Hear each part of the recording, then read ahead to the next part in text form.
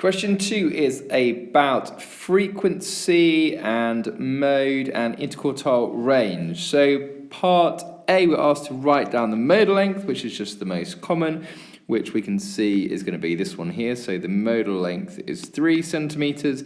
The median length, there are 25 metal rods.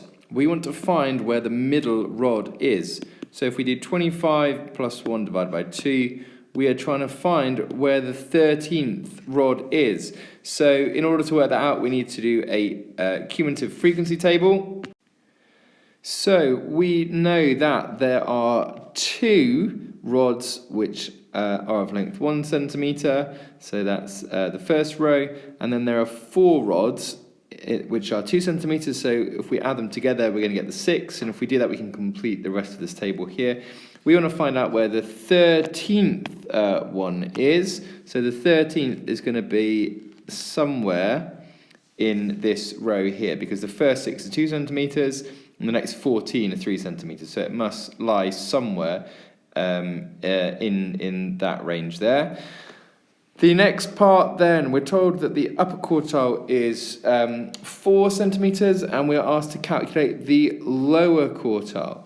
So if you think about this, we have got the median already, which we know is 3 centimeters, and the median is known as Q2.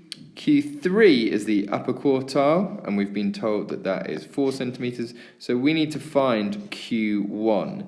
Now we know that the median is the 13th position.